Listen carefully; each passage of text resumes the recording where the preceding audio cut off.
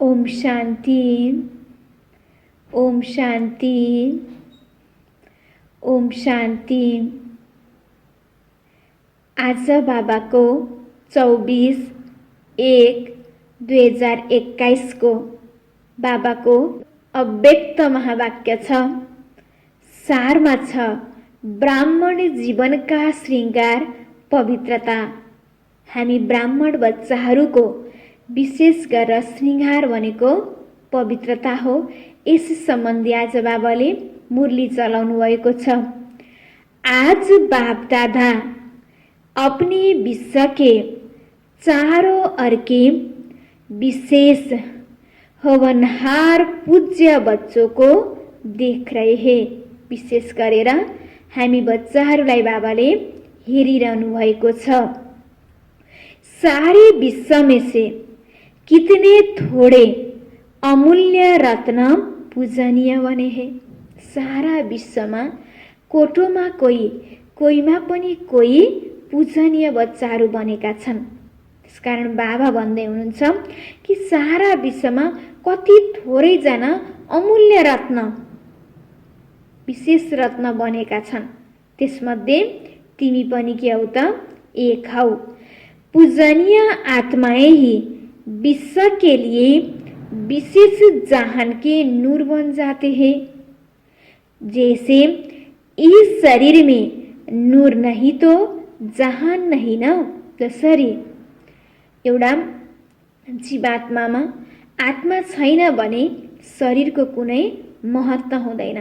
त्यस्तै बाबाले के भन्नुभयो, त्यसै गरी यो विश्वमा हामी पूजनीय आत्माहरू छैनौँ भने यो विश्वको कोही महत्त्व छैन। ऐसे विश्व के अंदर पूजनीय जहान के नूर आप श्रेष्ठ आत्माएं नहीं तो विश्व का भी महत्त्व नहीं। हामी छैनौँ त विश्वको पनि महत्त्व छैन। स्वर्ण युग वा आदि युग वा सत्व प्रधान युग नया संसार आप विशेष आत्माओं से ही आरंभ होता है। नए विश्व के आधारभूत पूजनीय आत्माएं आप हो तो आप आत्माओं का कितना महत्व है। यो विश्वको सुरुवात सत्यको सुरुवात पनि कोबाट हुन्छ त? हामी विशेष पूजनीय आत्माबाट नै हुन्छ। आप पूज्य आत्माएं संसार के लिए नई रोशनी हो। हामी को हौं त? बाबाले के भन्नुभयो, तिमी यो संसारको लागि रोशनी हौ। आपकी चढ़ती कला विश्व को श्रेष्ठ कला में लाने की निमित्त बनती है। आप गिरती कला में आते हो तो संसार की भी गिरती कला होती है। आप परिवर्तन होते हो तो विश्व परिवर्तन होता है। इतने महान और महत्व वाली आत्माएं हो। बाबा के भन्दै हुनुहुन्छ त, जब हाम्रो अवस्था उच्च हुन्छ, जब हामी आत्माहरू पावन हुन्छौँ, यो दुनिया पनि के हुन्छ? पावन हुन्छ।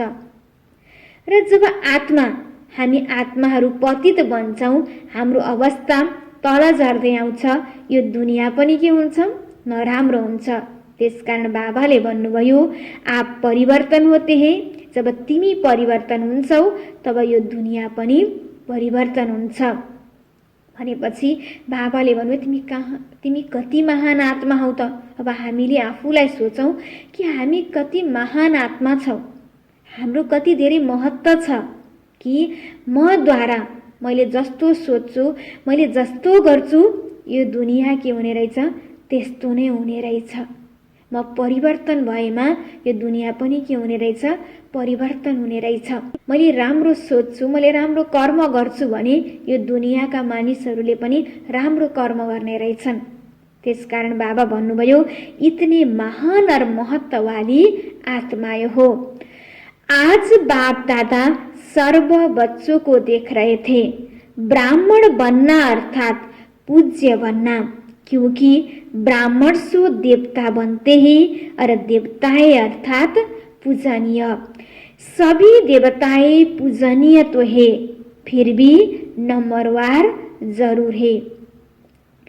किन देवताओं की पूजा विधि पूर्वक और नियमित रूप से होती है और किनों की पूजा विधि पूर्वक नियमित रूप से नहीं होती। किनों के हर कर्म की पूजा होती है और किनों की हर कर्म की पूजा नहीं होती। बाबा भन्दै हुनुहुन्छ, हुन त हामी सबैको हौ त पूजनीय लायक देवी देवता हौ, तर देवी देवतामा पनि हामी नम्बरवार छौँ। जस्तै मन्दिरमा कुनै देवी देवताको पूजा रोज हुन्छ, सधैँ हुन्छ होइन, बिहान पनि हुन्छ, बेलुका पनि हुन्छ, 24 घण्टा मन्दिर खुलेको हुन्छ। कसैको पूजा 12 वर्षमा एकपटक हुन्छ। बाबा भन्दै हुनुहुन्छ, कोही का विधि पूर्वक हर रोज श्रृंगार होता है और कोई का श्रृंगार रोज नहीं होता है। कसैको श्रृंगार सधैँ हुन्छ, कसैको हुँदैन। ऊपर से थोड़ा बहुत सजा लेते हैं, लेकिन विधि पूर्वक नहीं। तो कोई के आगे सारा समय कीर्तन होता, कोई के आगे सारा समय कीर्तन होता और कोई के आगे कभी कभी कीर्तन होता है। तो इन सभी का कारण क्या है? बाबाले भन्नुभयो, कुनै देवीहरूको पूजा सधैँ हुन्छ, कुनै देवी देवताको पूजा सधैँ हुँदैन। कुनै देवी देवताको पूजा एकदम विधिपूर्वक गरिन्छ भने कुनै देवी देवताको पूजा विधिपूर्वक गरिँदैन। कुनै देवी देवतालाई चाहिँ राम्रो गरेर श्रृंगार गरिन्छ भने कुनै देवी देवतालाई श्रृंगार गरिँदैन। कुनै देवी देवताको अगाडि भजन कीर्तन गाइन्छ, गुणगान गाइन्छ भने कसैको अगाडि गाइँदैन। किन होला त देवी देवताको अगाडि यो पूजा गर्ने अलग अलग किन भएको होला त? बाबा सोध्दै हुनुहुन्छ, इन सभी का कारण क्या है? ब्राह्मण तो सभी कहलाते हैं, ब्राह्मण तो सभी कहलाते हैं, ज्ञान योग की पढ़ाई भी सभी करते हैं, फिर भी इतना अंतर क्यों है? धारणा करने में ही अंतर है ना। फिर भी विशेष कौन सी धारणाओं के आधार पर नम्बरवार होते हैं जानते हो? बाबा सोध्दै हुनुहुन्छ, हुन त ब्राह्मण बच्चाहरूले पनि के गर्छन् त? पढाइ के हुन्छ त? समान हुँदैन। कुनै बच्चाहरूले राम्ररी पढेको हुन्छ, कुनै बच्चाहरूले राम्ररी पढेको हुँदैन। कुनै बच्चाहरूले त्यही ज्ञानलाई राम्ररी धारणा गर्न सकेको हुन्छ, कसैले गर्न सकेको हुँदैन। किन होला त? बाबाले सोध्दै हुनुहुन्छ र बाबा भन्दै हुनुहुन्छ, कुन चाहिँ कुराको धारणा अनुसार यो नम्बरवार हुन्छ होला त? पूजनीय बनने का विशेष आधार पवित्रता के ऊपर है। जितना सर्व प्रकार की पवित्रता को अपनाते हैं उतना ही सर्व प्रकार के पूजनीय बनते हैं, और जो निरंतर विधि पूर्वक आदि अनादि विशेष गुण के रूप से पवित्रता को सहज अपनाते हैं वही विधि पूर्वक पूज्य बनते हैं। सर्व प्रकार की पवित्रता क्या है? बाबा भन्दै हुनुहुन्छ, के को आधारमा अलग हुने रहेछ त पूजा हुने विधि? बाबाले भन्नुभयो नि, हामीले धारणा गर्ने गुण पवित्रताको आधारमा। बाबाले भन्नुभयो, जसले जुन रूपमा आफ्नो जीवनमा पवित्रतालाई अपनाएको छ त्यही आधारमा नै के हुन्छ त? भविष्यमा प्राप्ति पनि त्यही आधारमा नै हुन्छ। सर्व प्रकार की पवित्रता क्या है? जो आत्माएं सहज स्वतः हर संकल्प में, बोल में, कर्म में सर्व अर्थात ज्ञानी और अज्ञानी आत्माएं सर्व के संपर्क में सदा पवित्र वृत्ति, दृष्टि, वाइब्रेशन से यथार्थ संपर्क संबंध निभाते हैं, इसको ही सर्व प्रकार की पवित्रता कहते हैं। बाबाले सम्पूर्ण पवित्रता कस्तोलाई भनिन्छ भन्नुभयो त? जसको संकल्प पनि, बोली पनि, कर्म पनि के छ? पवित्र छ। र बाबाले भन्नुभयो, र उसले चाहिँ अरू सबै आत्माहरूप्रति पनि, आफू मात्र होइन, चाहे आफ्नो लागि पनि उसले राम्रो सोच्छ र अन्य आत्माहरूको लागि पनि उसले दृष्टि वृत्ति सधैँ के गर्छ? पवित्र राख्छ भने बल्ल त्यो के भयो त? सम्पूर्ण पवित्रता भयो। स्वप्नमा भी बाबाले भन्दै हुनुहुन्छ, सपनामा पनि, स्वप्नमा भी स्वयं के प्रति या अन्य कोई आत्मा के प्रति सर्व प्रकार की पवित्रता में से कोई कमी न हो।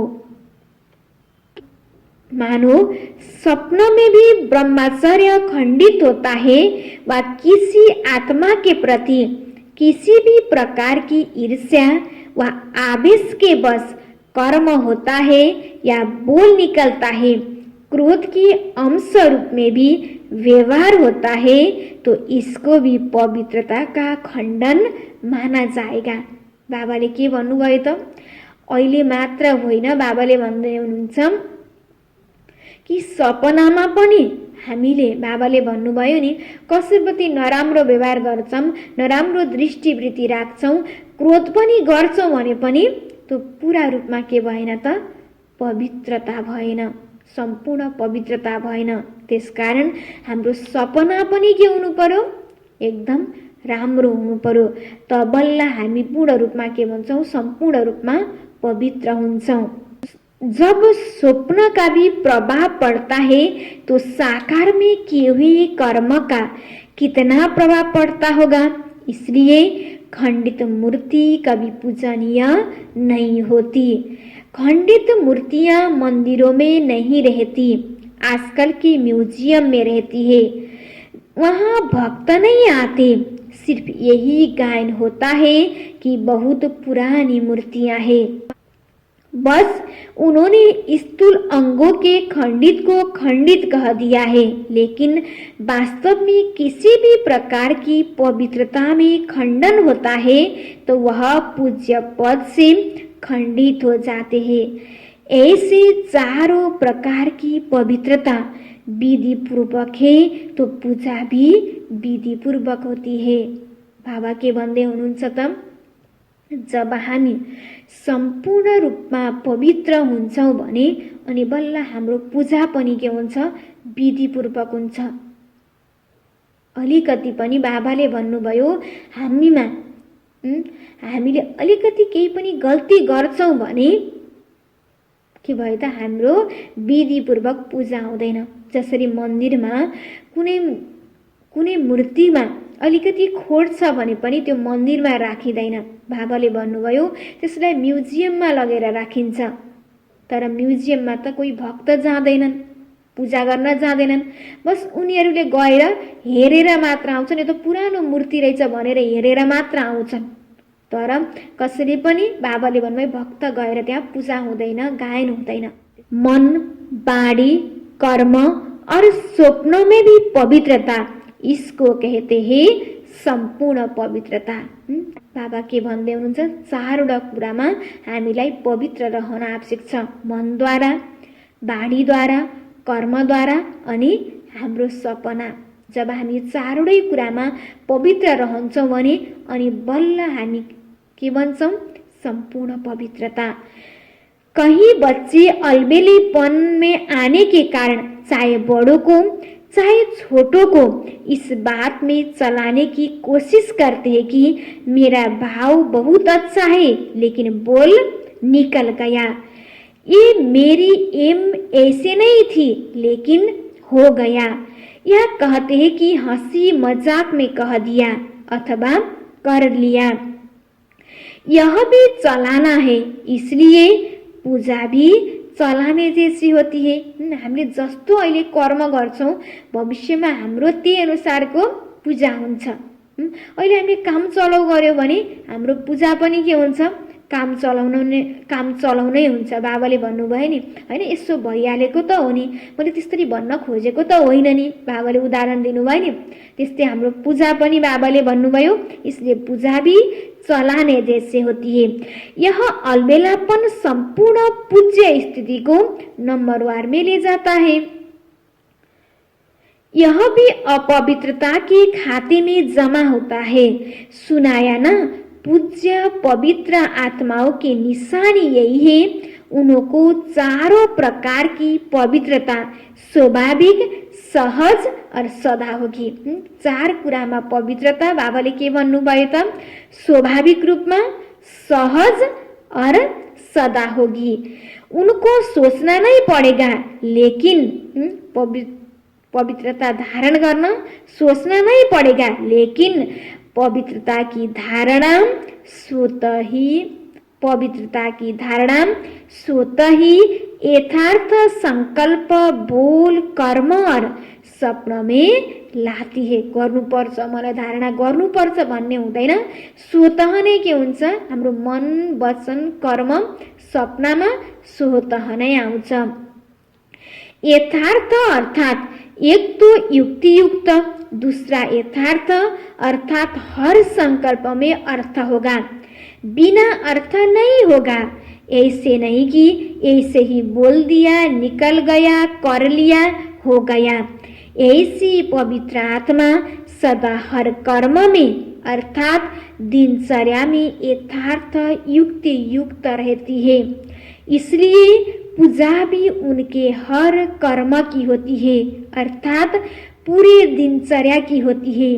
उठने से लेकर सोने तक भिन्न भिन्न कर्म के दर्शन होते हैं। बाबा भन्दै हुनुहुन्छ, जसरी हैन कुनै देवीहरूको पूजा बिहानदेखि बेलुकासम्म हुन्छ, किन बाबाले भन्नुभयो त्यो कसको पूजा हुन्छ त? जो सम्पूर्ण रूपमा के छ त? पवित्रता छ। जो बिहानबाट बेलुकासम्म उसको दिनचर्या के छ त? फर्स्ट क्लास छ। त्यसको नै के हुने भयो त? विधिपूर्वक दिनभरि के हुने भयो त? पूजा हुने भयो। अगर ब्राह्मण जीवन की बनी हुई दिनचर्या प्रमाण कोई भी कर्म यथार्थ व निरंतर नहीं करते तो उसके अंतर के कारण पूजा में भी अंतर पड़ेगा। मानो कोई अमृत वेले उठने की दिनचर्या में विधि पूर्वक नहीं चलते तो पूजा में भी उनके पुजारी भी उस विधि से नीचे ऊपर करते, अर्थात पुजारी भी समय पर उठकर पूजा नहीं करेगा। हामी अमृत बेला उठेनौँ भने बाबाले भन्नुभयो हामीलाई पूजा गर्ने पुजारी पनि उठेर बाबाले भन्नुभयो सही समयमा हाम्रो पूजा गर्दैनन्। जब आया तब कर लेगा अथवा अमृत वेले जागृत स्थिति में अनुभव नहीं करते, मजबूरी से व कभी सुस्ती कभी चुस्ती के रूप में बैठते तो पुजारी भी मजबूरी से या सुस्ती से पूजा करेगा, विधि पूर्वक पूजा नहीं करेंगे। ऐसे हर दिनचर्या के कर्म का प्रभाव पूजनीय बनने में पड़ता है। विधि पूर्वक न चलना, कोई भी दिनचर्या में ऊपर नीचे होना, यह भी अपवित्रता के अंश में गिनती होती है, क्योंकि आलस्य और अलबेलापन भी विकार है। बाबाले के भन्नुभयो आलस्य र अलबेलापन भी विकार है। जो यथार्थ कर्म नहीं है वह विकार है, तो अपवित्रता का अंश हो गया ना। इस कारण पूज्य पद में नंबरवार हो जाते हैं। तो फाउंडेशन क्या रहा? पवित्रता। पवित्रता की धारणा बहुत महीन है। पवित्र कर्म की विधि और गति का आधार है। पवित्रता सिर्फ मोटी बात नहीं, ब्रह्मचारी रहे या निर्मोही हो गए, सिर्फ इसको ही पवित्रता नहीं कहेंगे। पवित्रता ब्राह्मण जीवन का श्रृंगार है, तो हर समय पवित्रता के श्रृंगार की अनुभूति चेहरे से, चलन से औरों को हो।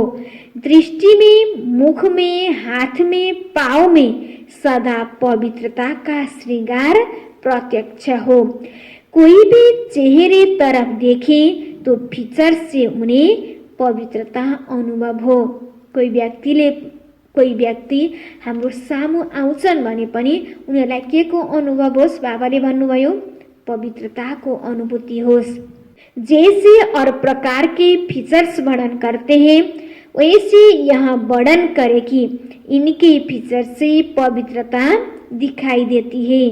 नैनों में पवित्रता की झलक है, मुख पर पवित्रता की मुस्कुराहट है और कोई बात उन्हें नजर न आए। इसको कहते हैं पवित्रता के श्रृंगार से श्रृंगारी हुई मूर्त। समझा? पवित्रता की तो और भी बहुत गुह्यता है, वह फिर सुनाते रहेंगे। जैसे कर्मों की गति गहन है, पवित्रता की परिभाषा भी बड़ी गुह्य और पवित्रता ही फाउंडेशन है। अच्छा, आज गुजरात आया है। गुजरात वाले सदा हल्के बन जाते हैं। गुजरात वाले सदा हल्के बन नाचते और गाते हैं। चाहे शरीर में कितने भी भारी हो, लेकिन हल्के बन नाचते हैं। गुजरात की विशेषता है सदा हल्का रहना। गुजरात की विशेषता है सदा हल्का रहना, सदा खुशी में नाचते रहना और बाप के व अपने प्राप्तियों के गीत गाते रहना। बचपन से ही नाचते गाते अच्छा है। ब्राह्मण जीवन में क्या करते हो? ब्राह्मण जीवन अर्थात मौजों की जीवन। गर्भरास करते हो तो मौज में आ जाते हो ना। अगर मौज में ना आए तो ज्यादा कर नहीं सकेंगे। मौज मस्ती में थकावट नहीं होती है, अथक बन जाते हैं।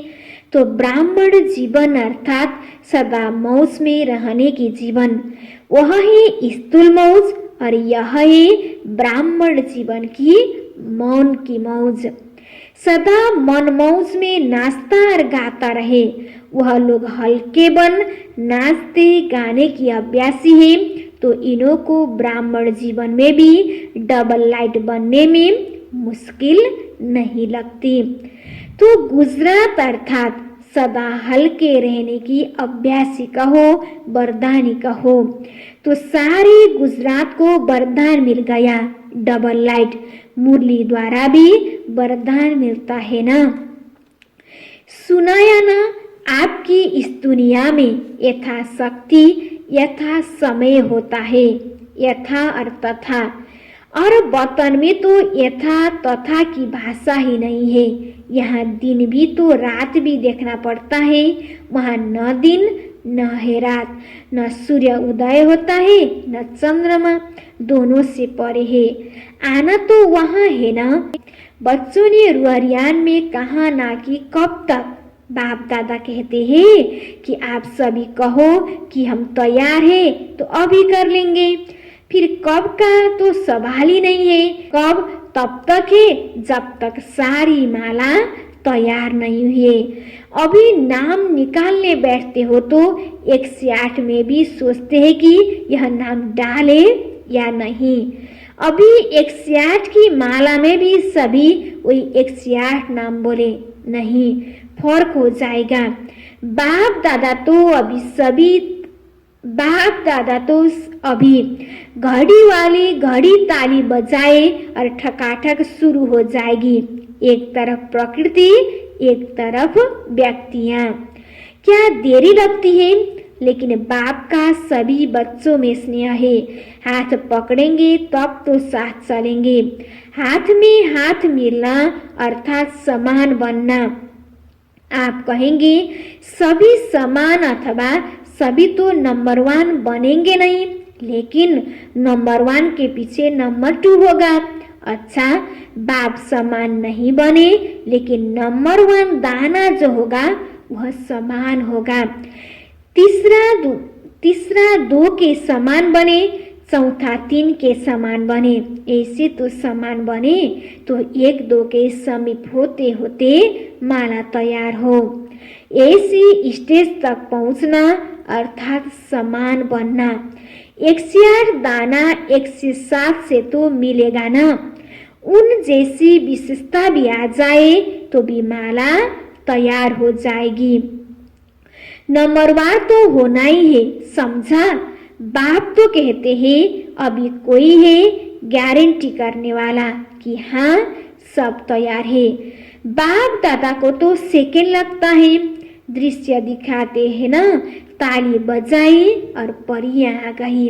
अच्छा, चारों ओर की परम पूज्य श्रेष्ठ आत्माओं को सर्वसंपूर्ण पवित्रता के लक्ष्य तक पहुंचने वाले तीव्र पुरुषार्थी आत्माओं को सदा हर कर्म में विधि पूर्वक कर्म करने वाले सिद्धि स्वरूप आत्माओं को सदा हर समय पवित्रता के श्रृंगार में सजी हुई विशेष आत्माओं को बाप दादा का स्नेह संपन्न याद प्यार स्वीकार हो। हम रूहानी बच्चों की रूहानी बाप को भी याद प्यार नमस्ते गुड मॉर्निंग। पार्टियों से मुलाकात। विश्व में सबसे ज्यादा श्रेष्ठ भाग्यवान अपने को समझते हो। विश्वमा सबैभन्दा भाग्यवानी तिमीले आफूलाई सम्झिएका छौ। बाबा सोध्दै हुनुहुन्छ, सारा विश्व जिस श्रेष्ठ भाग्य के लिए पुकार रहा है कि हमारा भाग्य खुल जाए, आपका भाग्य तो खुल गया, हाम्रो भाग्य तो खुल ही सको। इससे बड़ी खुशी की बात और क्या होगी। भाग्य विधाता ही हमारा बापे ऐसा नशा है जसले भाग्य बनाउँछ हैन, त्यो भाग्य विधाता नै स्वयं मेरो के हुनुहुन्छ, पिता हुनुहुन्छ। यस्तो नशा छ।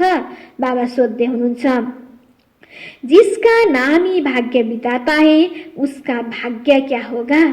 इससे बड़ा भाग्य कोई हो सकता है। तो सदा यह खुशी रहे कि भाग्य तो हमारा जन्मसिद्ध अधिकार हो गया। बाप के पास जो भी प्रॉपर्टी होती है बच्चे उसके अधिकारी होती है। तो भाग्य विधाता के पास क्या है, भाग्य का खजाना। उस खजाने पर आपका अधिकार हो गया तो सदैव वहाँ मेरा भाग्य और भाग्य विधाता बाप, यही गीत गाते खुशी में उड़ते रहो। जिसका इतना श्रेष्ठ भाग्य हो गया उसको और क्या चाहिए। भाग्य में सब कुछ आ गया। भाग्यवान के पास तन मन धन सब कुछ होता है। श्रेष्ठ भाग्य अर्थात अप्राप्ति कोई वस्तु भी नहीं। कोई अप्राप्ति है क्या। मकान अच्छा चाहिए, कार अच्छी चाहिए, नहीं। जिसको मन की खुशी मिल गई उसे सर्व प्राप्तियां हो गई। कार तो क्या, लेकिन कारुण का खजाना मिल गया। कोई अप्राप्ति वस्तु है ही नहीं। ऐसे भाग्यवान हो। विनाशी इच्छा क्या करेंगे। जो आज है कल है ही नहीं, उसकी इच्छा क्या करेंगे। इसलिए सदा अविनाशी खजाने की खुशी में रहो जो अब भी है और साथ में भी चलेगा। यह मकान कार व पैसे साथ नहीं चलेंगे, लेकिन यह अविनाशी खजाना अनेक साथ जन्म में रहेगा। कोई छीन भी नहीं सकता, कोई लूट भी नहीं सकता। यस्तो खजाना छ जुन बाबाले हामीलाई दिनुभएको छ, अविनाशी खजाना। न अरू कसैले लुट्न सक्छ, न कसैले हामीबाट छिन्न सक्छ, न हामीले शरीर छोडे पनि हामीलाई यहाँ छोडेर जानुपर्छ। हामीले त साथ साथ के गर्छौं, जति जन्म लिए पनि लिएर जान्छौं। स्वयं भी अमर बन गए और खजाने भी अविनाशी मिल गए। जन्म जन्म यह श्रेष्ठ प्रारब्ध साथ रहेगी। कितना बड़ा भाग्य है जहाँ कोई इच्छा नहीं, इच्छा मात्रम अविद्या है। ऐसा श्रेष्ठ भाग्य भाग्य विधाता बाप द्वारा प्राप्त हो गया। अपने को बाप के समीप रहने वाली श्रेष्ठ आत्माएं अनुभव करते हो। बाप के बन गए, यह खुशी सदा रहती है। बाबा सोध्दै हुनुहुन्छ कि तिमीले सधैँ बाबालाई साथको अनुभव गर्छौ, के तिमीले सधैँ खुशीको अनुभव गरेका छौ। दुख की दुनिया से निकल सुख के संसार में आ गए न। दुनिया दुख में चिल्ला रही है और आप सुख के संसार में सुख के झूले में झूल रहे हो। कितना अंतर है। दुनिया ढूंढ रही है और आप मिलन मना रहे हो। तो सदा अपनी सर्व प्राप्तियों को देख हर्षित रहो। क्या क्या मिला है उसके लिस्ट निकालो तो बहुत लंबी लिस्ट हो जाएगी। क्या क्या मिला। तन में खुशी मिली तो तन की तंदुरुस्ती है। मन में शांति मिली तो शांति मन की विशेषता है। और धन में इतनी शक्ति आई जो दाल रोटी 36 प्रकार के समान अनुभव हो। ईश्वरीय याद में दाल रोटी भी कितनी श्रेष्ठ लगती है। दुनिया के 36 प्रकार हो और आपकी दाल रोटी हो तो श्रेष्ठ क्या लगेगा? दाल रोटी ही अच्छी है ना, क्योंकि यह बाबा का प्रसाद है ना। जब भोजन बनाते हो तो याद में बनाते हो, याद में खाते हो तो प्रसाद हो गया ना। प्रसाद का महत्व होता है। आप सभी रोज प्रसाद खाते हो, प्रसाद में कितनी शक्ति होती है। तो तन मन धन सभी में शक्ति आ गई, इसलिए कहते हैं अप्राप्त नहीं कोई वस्तु ब्राह्मणों के खजानों में। तो सदा इन प्राप्तियों को सामने रख खुश रहो, हर्षित रहो। अच्छा, आजको बाबाको वरदान छ, कर्म द्वारा गुणों का दान करने वाले डबल लाइट फरिश्ता भव। कर्म द्वारा गुणों का दान करने वाले डबल लाइट फरिश्ता भव। विस्तार में, जो बच्चे कर्मणा द्वारा गुणों का दान करते हैं, उनकी चलन और चेहरा दोनों ही फरिश्तों की तरह दिखाई देते हैं। वो डबल लाइट अर्थात प्रकाशमय और हल्केपन की अनुभूति करते हैं। वो डबल लाइट अर्थात प्रकाशमय और हल्केपन की अनुभूति करते हैं। उन्हें कोई भी बोझ महसूस नहीं होता है। हर कर्म में मदद की महसूसता होता है, जैसे कोई शक्ति चला रही है। हर कर्म द्वारा महादानी बनने के कारण उन्हें सर्व की आशीर्वाद व सर्व के वरदानों की प्राप्ति का अनुभव होता है। बाबाले आज विशेष गरेर वरदानमा भन्नुभएको छ, जो बच्चाहरू आफ्नो कर्मणाद्वारा गुणोको दान गर्दछन् भने उनीहरूको चलन र चेहरा के हुन्छ, दुईटै फरिश्ता जस्तो देखाइदिन्छ। र जब हामीले फरिश्ताको अनुभव गर्छौँ भने हामीलाई कुनै पनि काम गरेको अनुभव हुँदैन। हामीले आफूलाई हल्का महसुस गर्छौँ। कुनै पनि कर्म गर्छौँ भने हामीलाई बोझको अनुभव हुँदैन। त्यसकारण बाबाले भन्दै हुनुहुन्छ, हामीलाई यस्तो अनुभव हुन्छ कि कुनै शक्तिले हामीलाई चलाइराखेको छ। र जब हामीले हल्का भएर हर कार्य गर्छौँ भने बाबाले भन्नुभयो हामीलाई सबैको के हुन्छ, दुआ, आशीर्वाद, वरदान पनि प्राप्त हुन्छ। स्लोगनमा, सेवा में सफलता का सितारा बनो, कमजोरी नहीं।